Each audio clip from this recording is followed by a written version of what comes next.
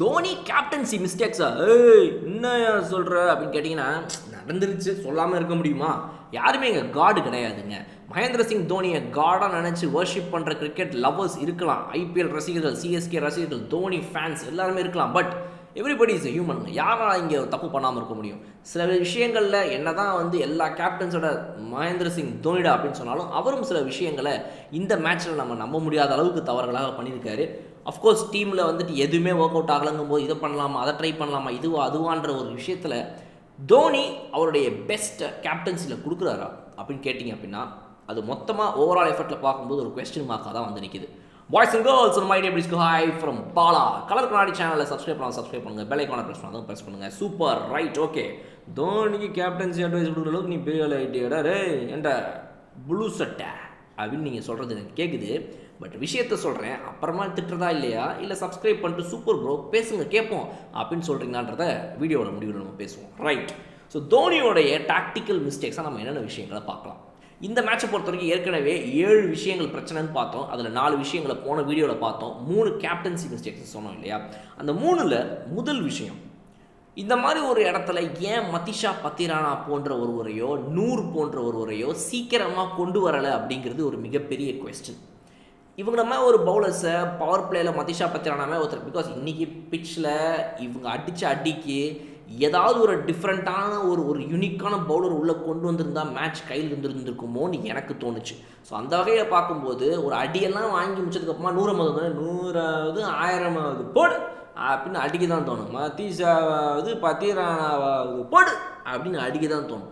So அவங்களெல்லாம் நீங்கள் லேட்டாக கொண்டு வந்து பேய் பட இது எப்படி இருக்குதுன்னா, பகலில் கொண்டு வந்து பேயை காட்டி பேய்னா பயப்படுன்னு சொல்கிற மாதிரி, ராத்திரியில் கூட்டு வந்தால் தான் பேயை பார்த்து பயப்பட முடியும். பகலில் வெட்ட வெளிச்சமாக இருக்கும்போது நான் பேயின்னு சொன்னால் பேயா வாடாத பக்கம் அப்படின்னு தான் சொல்லுவேன்.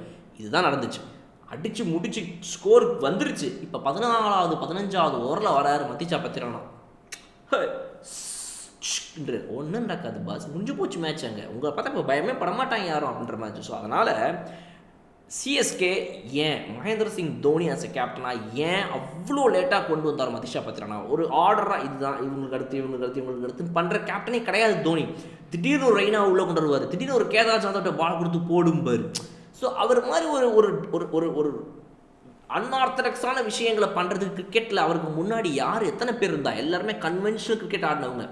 அன்கன்வென்ஷனலாக அன்ஆர்த்தடாக்ஸாக திடீர்னு புதுசாக எதையாவது பண்ணுறா அப்படின்ற மாதிரி விஷயங்களை கேப்டன்சியில் ஃபீல்டிங்கில் பண்ணுறதே மகேந்திர சிங் தோனி தான். அதுக்கு தான் அவருக்கு நம்ம எல்லோரும் இவ்வளோ பெரிய ஃபேன்.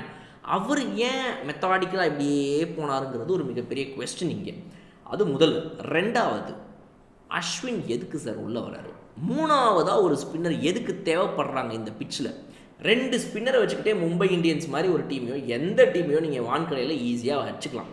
உங்களுக்கு தேவை 4 ஃபாஸ்ட் பவுலர்ஸ் தான் இங்கே மினிமமாக. ஹார்திக் பாண்டியாவோட டீமை பாருங்கள், இங்கே 5 ஃபாஸ்ட் பவுலரை யூஸ் பண்ணுவாங்க. இன்றைக்கி அவங்களோட 7 பவுலர்ஸ் யூஸ் பண்ணி அதில் 2 தான் ஸ்பின்னு, 5 ஃபாஸ்ட் பவுலர்ஸ். பிகாஸ் அவங்களுக்கு தெரியும் வான்கடை போன்ற ஸ்டேடியமில் 3 ஸ்பின்னருக்கான அவசியமே கிடையாது. இங்கே அவங்ககிட்ட இல்லையா ஸ்பின்னர்? விக்னேஷ் புத்தூர் இல்லையா வெளியே? ஏன் உள்ளே இறக்கல விக்னேஷ் புத்தூரெல்லாம்? இன்றைக்கி அவங்க தேவையில்லைன்னு அவங்க வச்சுக்கிறாங்க வெளியே. மற்ற கிரவுண்டில் ஏன் இறக்கலங்கிறது அடுத்த கேள்வி. விக்னேஷ் புத்தூர் கண்டிப்பாக ஸ்குவாடில் இருக்கணும்னு நம்மளே சொல்கிறோம். பட் இன்றைக்கி ஒரு வில் ஜாக்ஸ் போன்ற ஒரு பார்ட் டைம் போலலாம் ஒரே ஒரு ஓவர் போட்டுட்டு போதும், அவள் தான் ரைட்டா, ஓகே, மிச்சல் சாண்ட் நீ மட்டும் பார்த்துக்கம்மாமா அப்படின்னு சொல்லி அவர்கிட்ட ஓவர் கொடுத்தது தாண்டி 3வது ஸ்பின்னருக்கு போன்ற தாட்டே உங்கள்கிட்ட கிடையாது. பிகாஸ் வான்கடையில் உங்களுக்கு 3 ஸ்பின்னர் தேவை இல்லை. எதற்கு ரவிச்சந்திரன் அஸ்வின் இன்று? இது அடுத்தது. இதை விட முக்கியமான கேள்வி, உங்கள் பவர் பிளே எப்படி நாசமாக போச்சு இன்னைக்கு அப்படின்னா, மகேந்திர சிங் தோனியே தான் சொன்னார். அவர் வாயால் சொன்ன ஒரு விஷயத்தை இன்னைக்கு மேட்ச்சில் திரும்ப அப்படியே அவர் சொதப்பிட்டாருங்கிறது தான் எனக்கு பயமே. தோனி சொன்னார் போன மேட்ச்சில் ஒரு விஷயத்தை, இந்த மேட்ச்சில் அவரே அதை திரும்ப மாற்றிட்டார். ஏன் என்ன சொன்னார் அப்படின்னா, சார் இந்த மாதிரி பாருங்கள், இப்போ தான் எங்களுக்கு ஒரு நல்ல ஒரு காம்பினேஷன் நல்லா இருக்குது, இப்போ கொஞ்சம் பேலன்ஸ்டாக இருக்கிற மாதிரி தெரியுது, பிளேயிங் லெவனில் எங்களுடைய பவுலர்ஸ்லாம் பார்க்கும்போது இப்போ ரைட் ஓகேன்ற மாதிரி இருக்குதுங்களே அப்படின்னு அவரே சொன்னார்.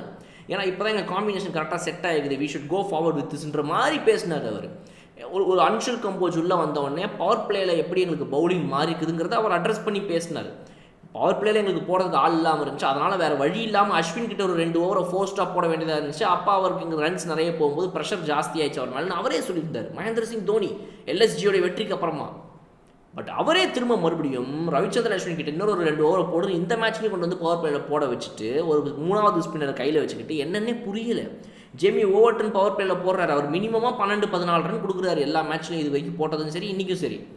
ஆனால் அன்ஷுல் கம்போஜ்னு ஒருத்தர் உங்ககிட்ட சூப்பராக போட்டுருந்தாரு, அவர் வெளியே உட்கார வச்சிட்டீங்க. அதுதான் 3வது பிரச்சனை. அன்ஷுல் கம்போஜை எதுக்கு சார் வெளியே உட்கார வைக்கணும்?